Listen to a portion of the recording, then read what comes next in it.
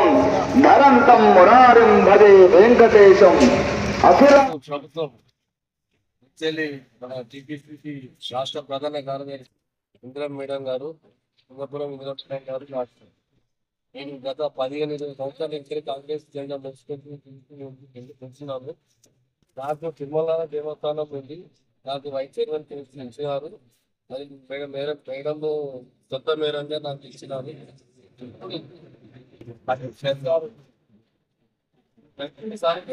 తనుమని ఇవ్వాలన్నారు, మేము తగ్గలేదు. దాని వలన నా పోస్టు తీసేయడానికి కారణం వాళ్ళు చెప్పాలి.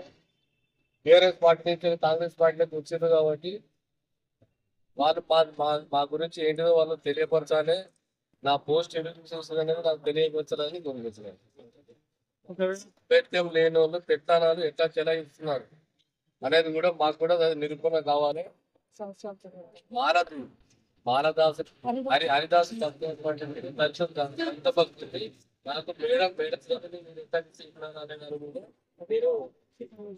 నియోజకవర్గ ఇన్ఛార్జ్ ఇంద్రమేడం గారి చేతుల మీదుగా లాంచ్ అయినటువంటి దేవస్థాన వైస్ చైర్మన్ ను తొలగించడం చాలా బాధాకరంగా ఉంది.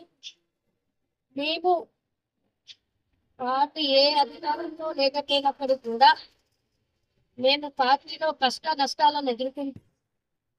ఎంతమంది మమ్మల్ని బెదిరించినా కూడా మేము కాంగ్రెస్ పార్టీని విడనాడలేము. ఎందుకంటే నష్టమైన కాంగ్రెస్ పార్టీకి బలోపేతం చేసుకుంటూ ఒక్కొక్క కార్యకర్తకు తీసుకెళ్ళగా తీర్చిదిద్దిన ఘనత ఆ మేడం గారికి దక్కాలని నేను మనసారా వేడుకుంటున్నాను.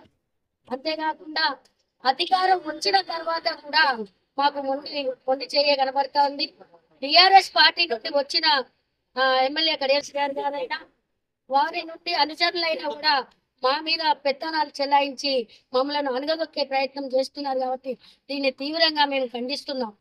అంతేకాకుండా దేవస్థానం చైర్మన్లు కానీ, మార్కెట్ చైర్మన్లు కానీ, డైరెక్టర్లు కానీ మాకు సముచిత స్థానం కల్పించకపోవడం మాకు చాలా బాధాకరమైన విషయము.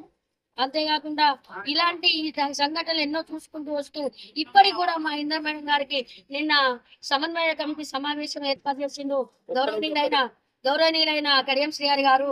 మా మేడం ఇంటిమేషన్ చేయకుండా సమన్వయ కమిటీ మీటింగ్ ఎలా ఏర్పాటు చేసిందో మాకు అది తెలియపరచాలి. అంతేకాకుండా మాకు అధికారం లేకపోయినా అదే బాధలో ఉన్నాం. అధికారం వచ్చినాక కూడా మేము చాలా బాధపడుతున్నాం. కాబట్టి మేము ఇటువంటి పరిస్థితి మాకు ముందు ఇంకా రావద్దని మేము దేనికైనా సిద్ధమని తీవ్ర ఆందోళన చేపడతామని రేపు జరిగేది 16వ తారీఖున సీఎం రేవంత్ రెడ్డి సభను కూడా అడ్డుకుంటామని హెచ్చరిస్తున్నాం. అంతేకాకుండా మాకు న్యాయం జరగకపోతే ఈ రోజు గాంధీ భవన్ కూడా తరలి వెళ్తున్నాం. వేలాది మంది కార్యకర్తలు ఆవేదన మా బాధ ఒకసారి వారికి వెలిపించుకుంటామని మేము గాంధీ భవన్ కూడా ఈ రోజు భారీ ఎత్తున బయలుదేరుతున్నాం. మార్కెట్ కమిటీలు ప్లస్ మళ్ళీ చిల్పూరుగుట్ట దేవస్థానము యాదవరెడ్డిని గారిని తీసేసి కొట్లపల్లి శ్రీనివాస్ రెడ్డి గారికి ఇవ్వడం జరిగింది. ఆ మనస్తాపంతో కూడా ఆయన గుండెపోటు కూడా రావడం, హాస్పిటల్లో వేయడం జరుగుతుంది. గట్టుమల్లన్న దేవస్థానం, చిల్పూరుగుట్ట దేవస్థానం, మార్కెట్ దేవస్థానం, చిడికల్ దేవస్థానం అన్ని చైర్మన్లను కూడా ఎక్కడైతే ఇంద్రం మేడం అయితే ఎవరికైతే పదవులు అంటగట్టిందో ఆ పదవులన్నీ తీసేసి టిఆర్ఎస్ పార్టీలో ఉన్నటువంటి అనుచరులకు ఇవ్వడం జరిగింది. ఈ స్టేషన్ గన్పూర్ లో బడా నాయకుల పెత్తనం చాలా జోరుగా సాగుతున్నది. అది ఎవరంటే చింతకుంట్ల నరేందర్ రెడ్డి గారు బాగా పెత్తనం చేసి మా మీద బాగా అణగదొక్కాలని ప్రయత్నం చేస్తూ ఒక దళిత సామాజిక వర్గాన్ని కూడా అణగదొక్కాలని ప్రయత్నంలో ఉన్నారు. ఈ రోజు దళితులకు ఎక్కడైనా అన్యాయమే జరుగుతుంది తప్ప న్యాయం జరగడం లేదు. కాబట్టి దీన్ని తీవ్ర ఆందోళనలో మేము బాధపడుతున్నాం. అంతేకాకుండా మాకు న్యాయం జరిగేంత వరకు మేము నిరసనలో వదిలిపెట్టాము. నిద్రపోనీయం.